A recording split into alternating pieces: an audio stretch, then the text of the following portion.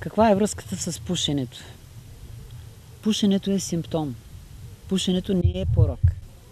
То е просто едно средство за успокояване на нервната система. То е едно средство, макар и глупаво, което не решава проблема на човека, а му създава допълнително проблеми. Имал съм приятели, които пушат. И са отказвали цигарите.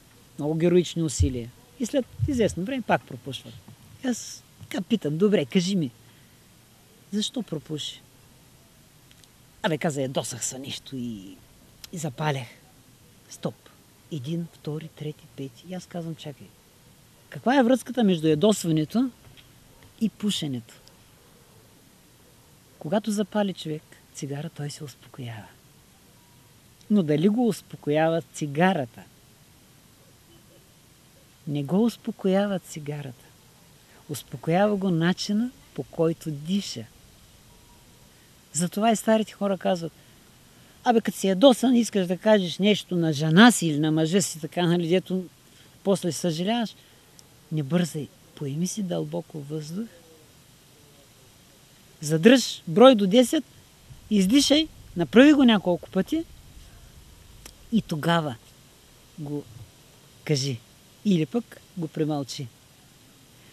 С други думи, дишането има много мощно въздействие върху нервната ни система. В това отношение класическата квадратна прана яма на йога се състои в дишане, задържане на дъха и издишане. Задържане без въздух. Докато обичайно човек вдишва и издишва, вдишва и издишва. Когато вдишаш и издишаш, ума се движи. И нагоре, и надолу.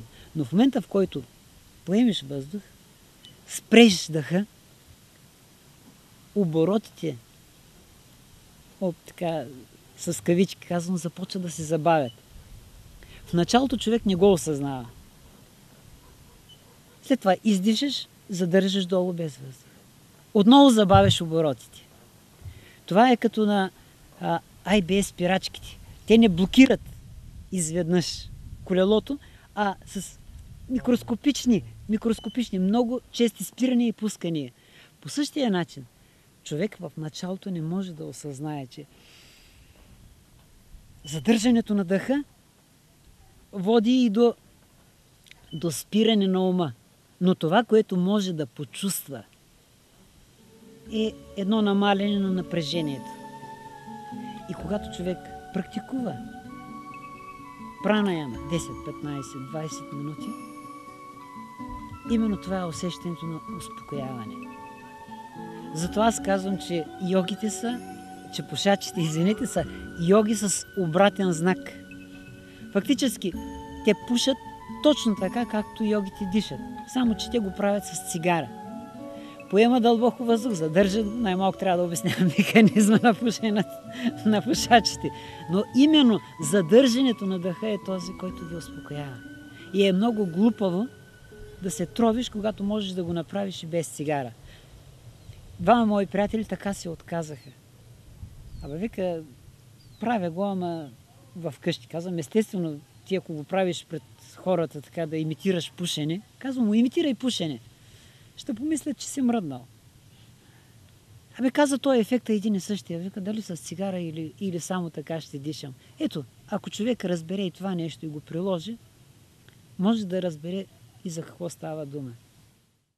Нека разширим диапазона на насилията от човешката единица и ги разгледаме в по-глобален мащаб. Поминъкът на тази цивилизация е насилието. Какво има предвид? Военно-промишления потенциал, комплекс, който произвежда оръжие. Това са средства за насилие. Без значение дали ще кажем, че са за отбрана, дали са за нападение, но това са средства, които причиняват насилие, страдание, смърт. Алкохолната промишленост, цигарената промишленост, производство на наркотици, включително и фармацевтичната промишленост, която на моменти границите ѝ се размива с тази на производство на наркотици. По една или друга форма причиняват насилие. на милиони хора. И ако в един момент, което разбира се е утопия, човечеството се откаже от тези производства, то ще се сгромоляса.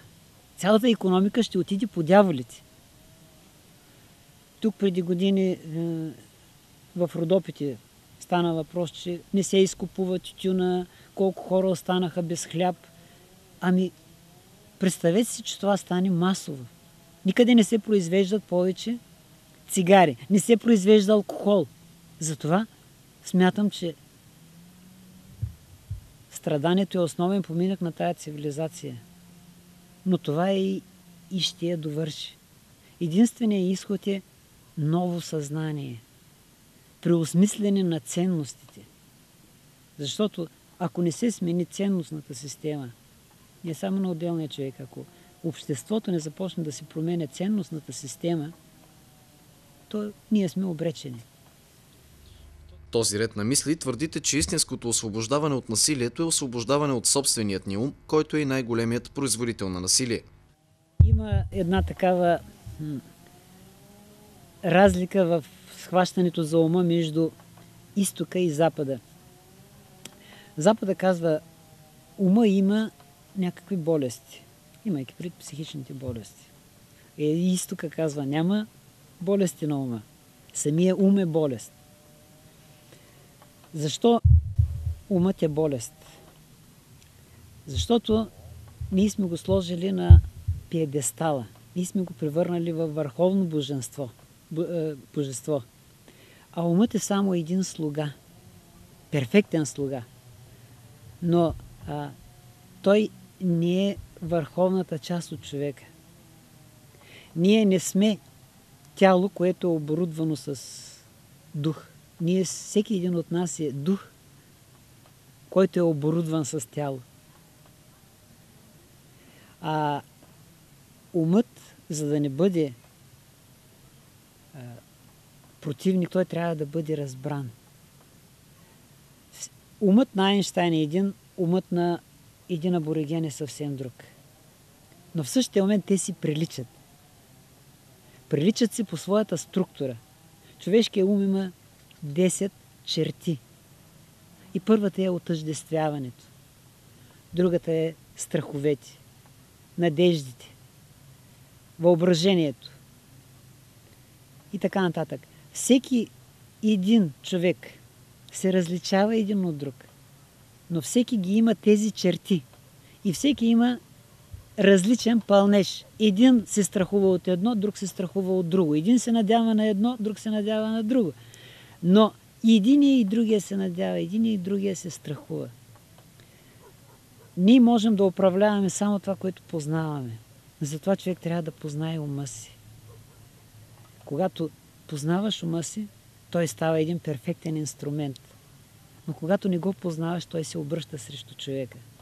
Той е като един портиер на един огромен небостъргач, който обаче се е взел за президента на компанията. В това е цялата трагедия. Единствено нещо, което трябва да направи човек е да се научи да използва ума си. Духа на човека трябва да използва ума си за развитието си, а не обратно ума да използва човека.